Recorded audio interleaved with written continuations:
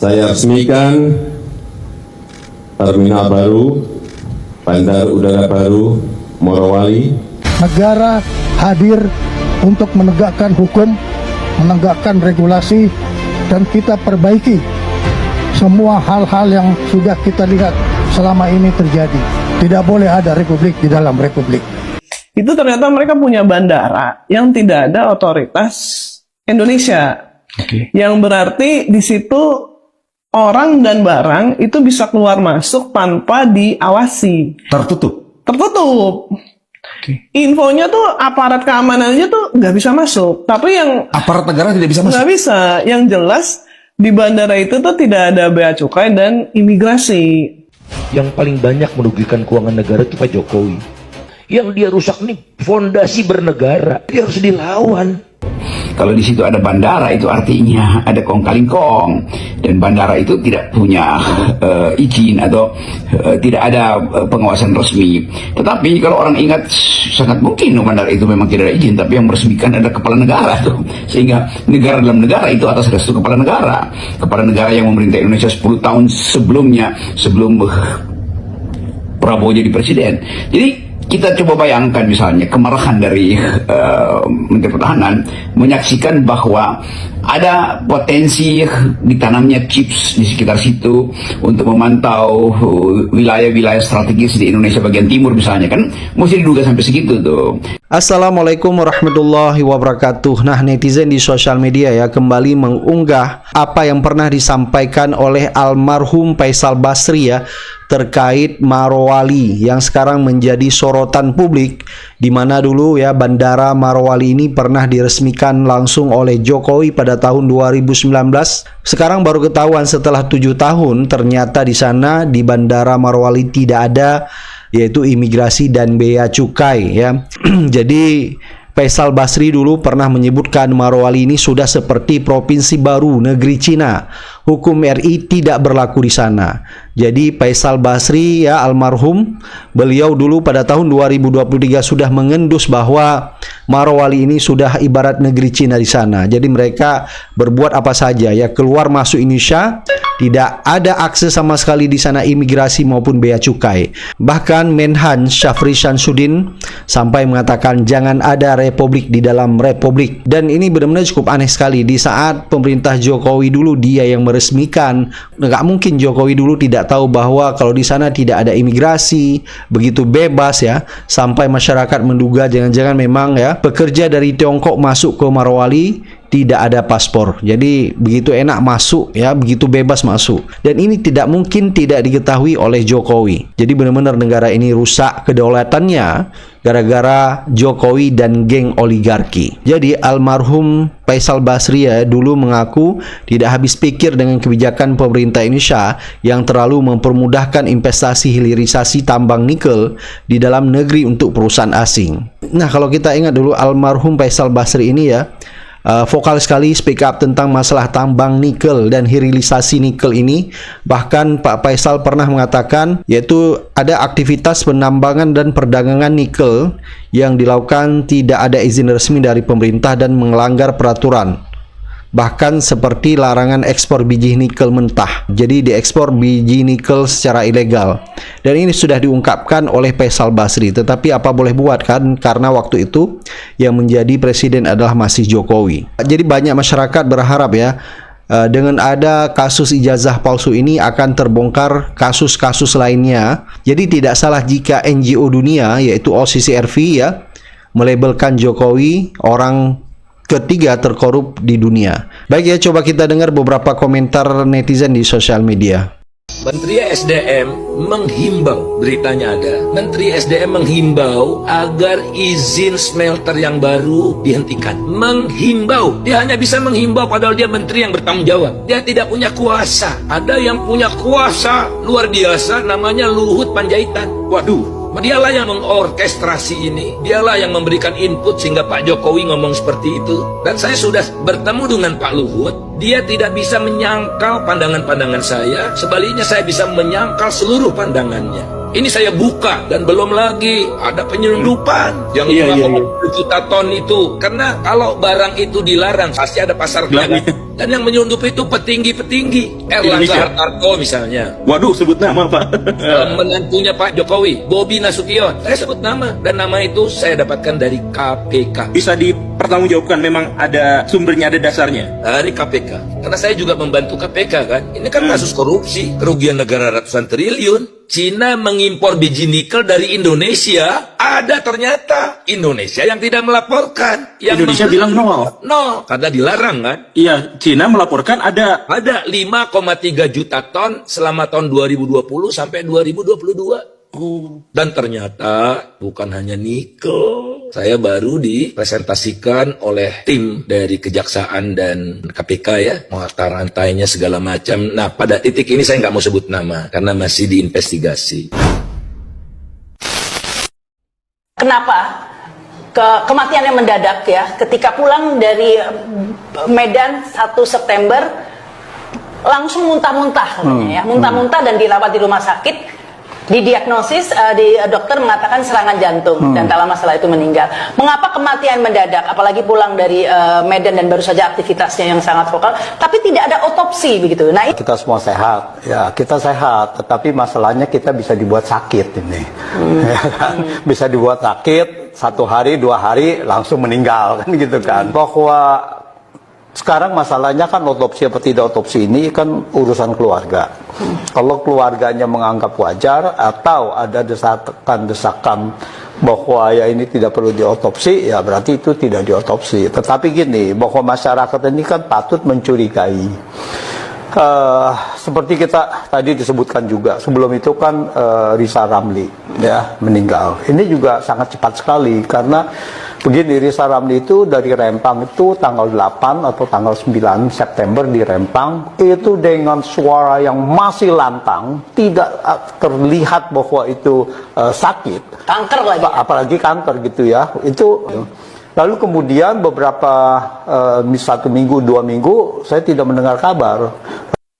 Bandara IMIP di Morowali itu diresmiin sama Jokowi dan udah beroperasi dari tahun 2019 sampai sekarang. Nah, kalau ternyata baru ketahuan itu adalah bandara ilegal karena nggak ada pengawasan dari otoritas negara, berarti Jokowi yang harus tanggung jawab. Karena nggak mungkin aktivitas segede itu luput dari pengawasan seorang Jokowi, ditambah dia pernah statement kan, kalau sebagai presiden dia tahu semua yang terjadi di negara ini. Dan di tempat itulah dugaan pencurian nikel kita terjadi. Soal bandara di Morowali ini, Menteri Pertahanan Jenderal Syafri Samsudin marah banget. Keluar masuk barang apapun jadi nggak terdeteksi karena nggak ada bea cukai. Dan yang paling anehnya adalah banyak banget pesawat jet pribadi yang beroperasi di situ. Apa lo mau bilang kalau Jokowi nggak tahu apa-apa tentang bandara itu? Kagak mungkin. Kalau dia nggak tahu apa-apa, kenapa diresmin? Dan kalau gue perhatiin, momentumnya kok bisa pas banget ya. Prabowo nyuruh Gibran untuk mewakili Indonesia di KTT G20, pas bapaknya juga lagi di luar negeri. Waktu mereka dan semua pasukan temu pada sibuk mengglorifikasi tentang bahasa Inggris bapak sama anak, di sininya jadi lebih fokus ngebongkar kebusukan mereka. Gue ngedukung Prabowo dan Menteri Pertahanan kita untuk mengusut siapa pemilik puluhan jet pribadi di sana. Masuk kemana itu duit hasil pencurian ekspor nikelnya kita? Gue rasa untuk urusan beginian tuh biasanya bakalan ada perlawanan balik yang keras juga. Jadi jangan kendor dan yuk kita bantu jagain Prabowo. Apa lo? Waktu saya masih menjabat sebagai staf khusus Menteri SDM Bapak Sudirman Said, saya udah datang ke sana.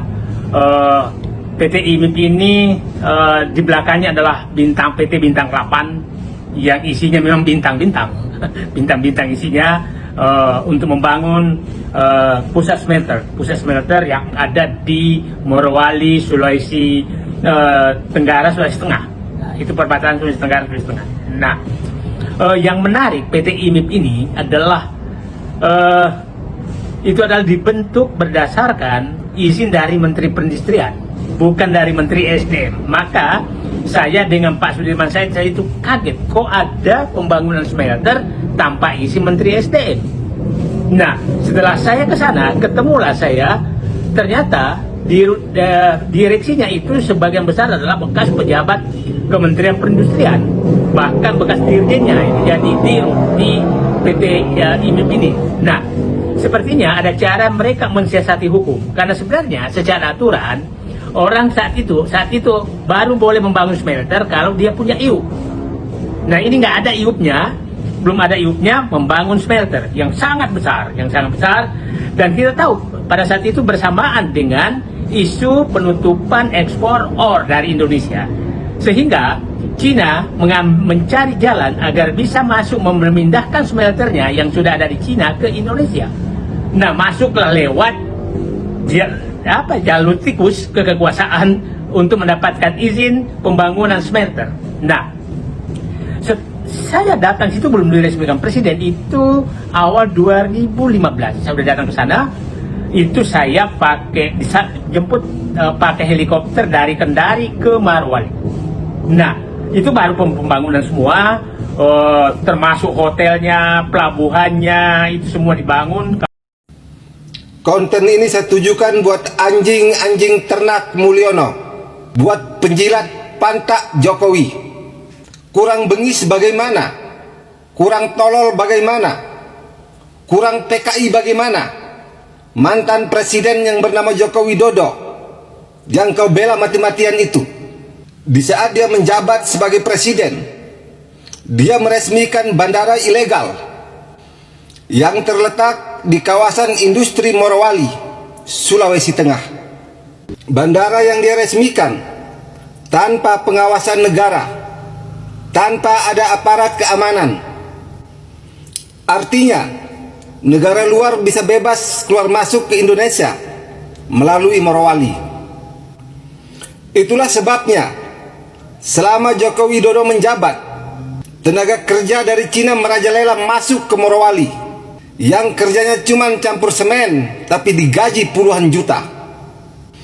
Sedangkan rakyat Indonesia masih banyak yang tidak punya pekerjaan.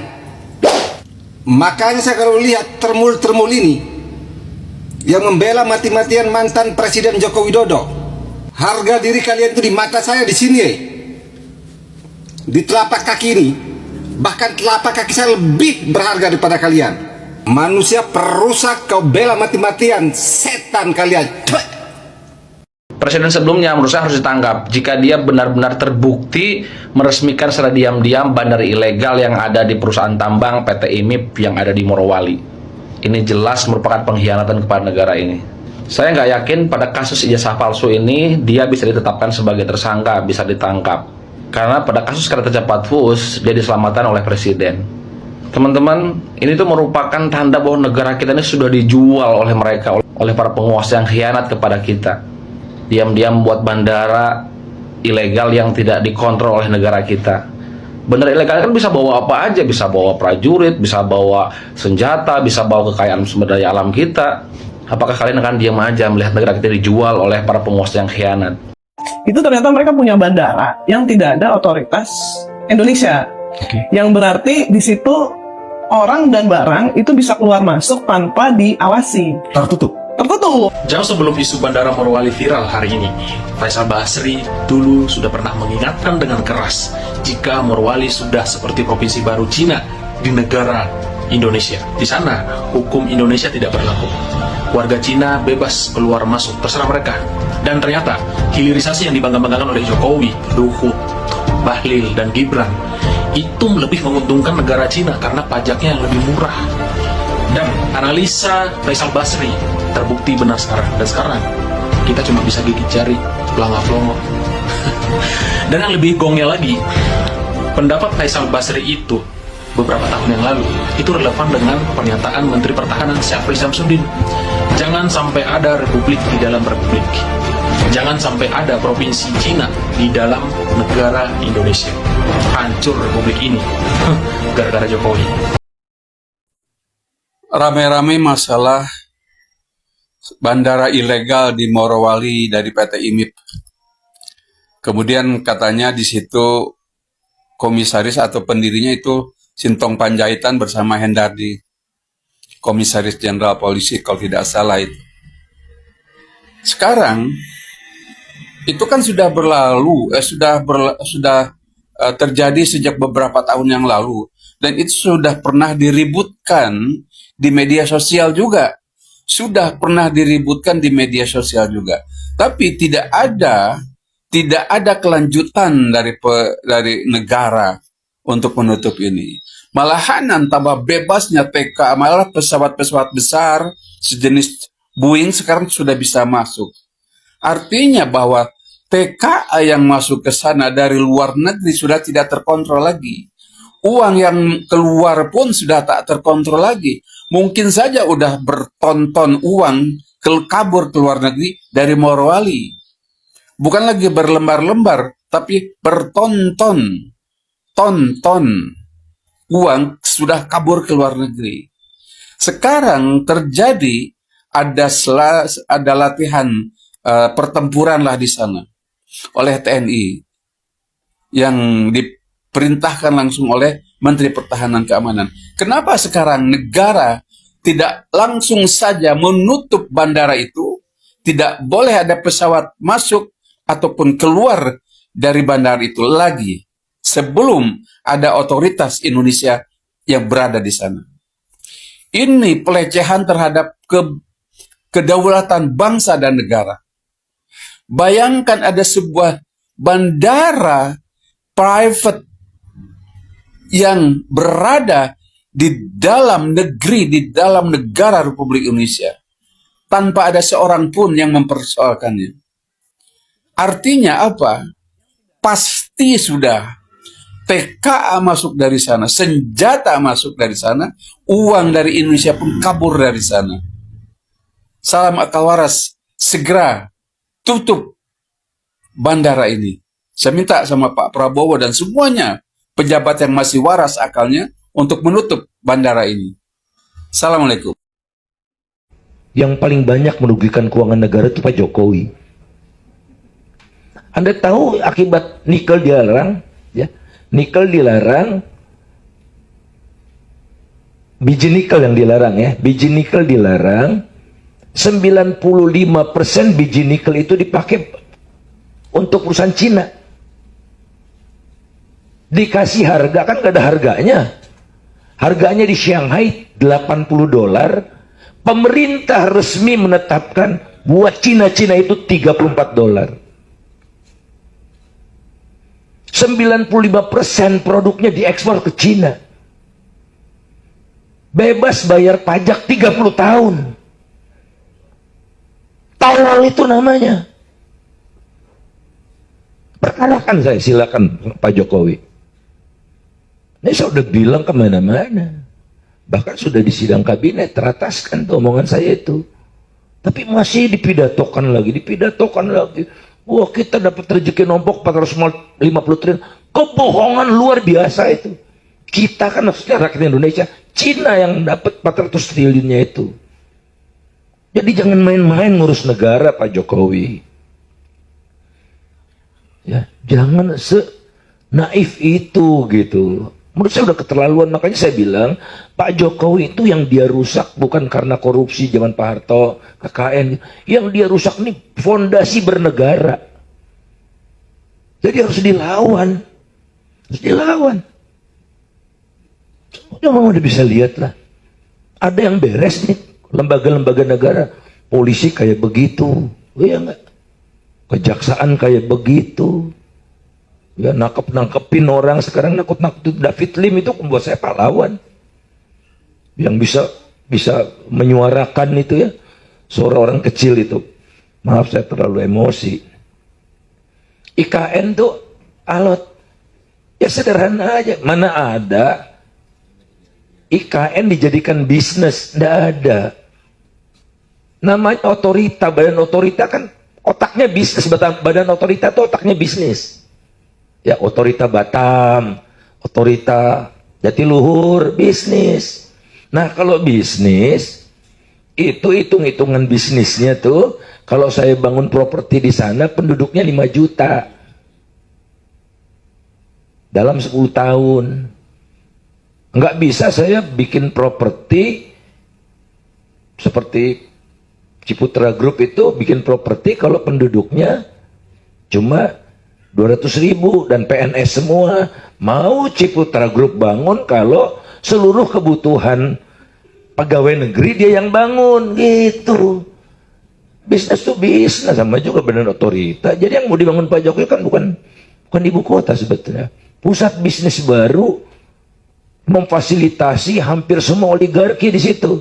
Ada Hasim Joyo Hadikusumo dapat pengadaan air, ada Sukanto Tanoto yang pembayaran tanahnya nggak tahu kapan, ada Starbucks, ada Kopi Kenangan, yang gitu-gitu aja diurus.